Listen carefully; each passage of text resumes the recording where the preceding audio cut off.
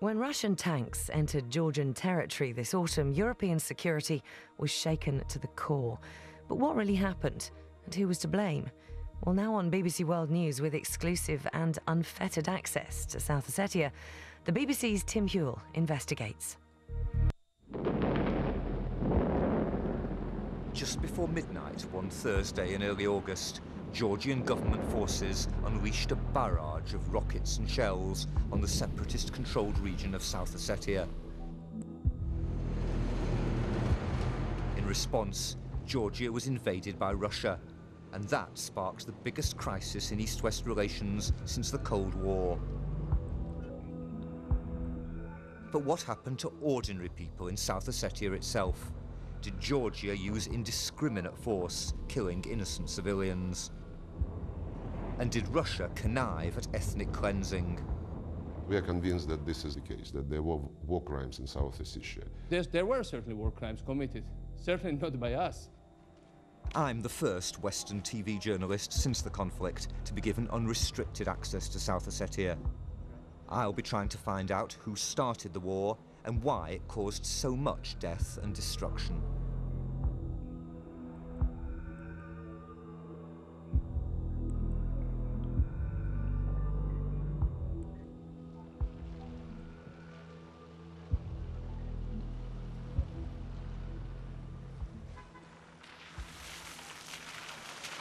This is the apartment block in the South Ossetian capital, Tskhinvali, that used to be Taya Sitnik's home. This is what used to be our stairwell. We were hiding in the basement down here.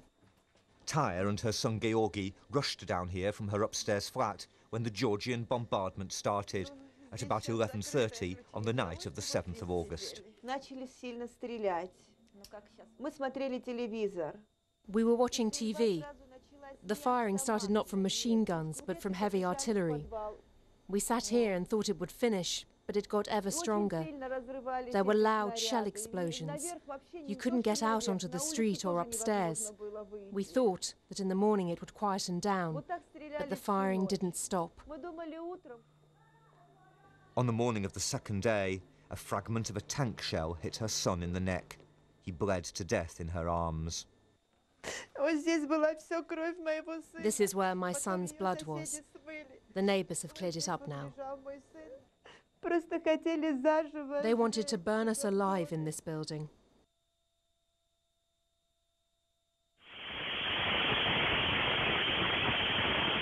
Mobile phone footage shows the Georgians using notoriously inaccurate Grad rockets and taking their tanks through the streets.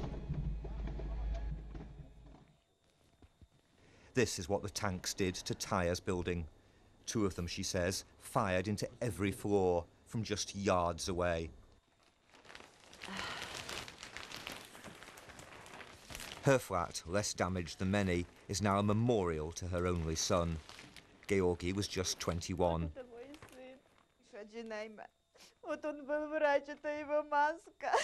He was a dentist. Here's his mask.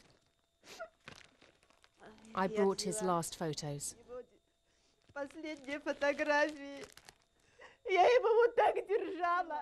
I held him in my arms.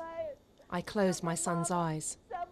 How can that be, for a mother to close her own dead son's eyes? Let them all be cursed.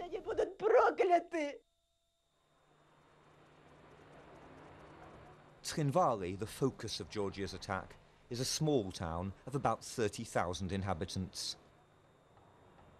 But it's the capital of a territory, South Ossetia, that broke away from Georgia nearly 20 years ago. Georgia says the Ossetians, backed by their ally Russia, used Tskhinvali as a base for ever more frequent attacks on surrounding Georgian villages. It says that's why, finally, on August the 7th, it counterattacked. But the opposite Ossetian version of events has barely been heard in the West. I've come to find out what they experienced on August the 7th and the days that followed. Tskhinvali hasn't been levelled to the ground, as the Russians claimed during the war, but houses that are still standing are often badly damaged inside. What's striking is how much destruction the Georgians inflicted in just a couple of days, and destruction mainly of ordinary homes. For the Ossetians, that constitutes a crime against humanity that the world has closed its eyes to.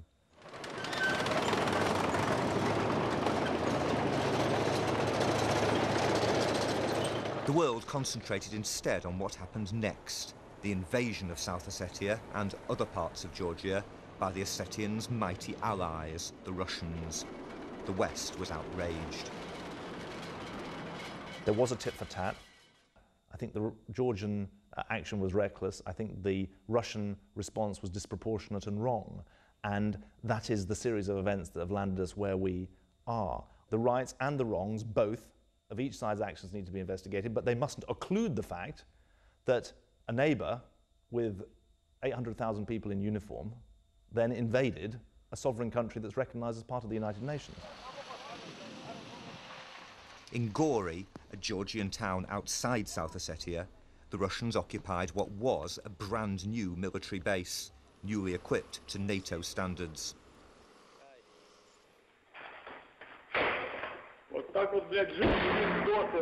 The footage ordinary Russian soldiers took on their mobiles reveals their wide-eyed fury at the Georgian enemy's superior conditions. Охуенные кровати, блядь. Охуенная казарма с этими окнами, блядь. Как мы, блядь. Russia deliberately trashed this base to weaken Georgia militarily and to punish the country for its growing ties with NATO. And indeed, Georgians believe that it was to accomplish those objectives that Russia started the whole war in the first place.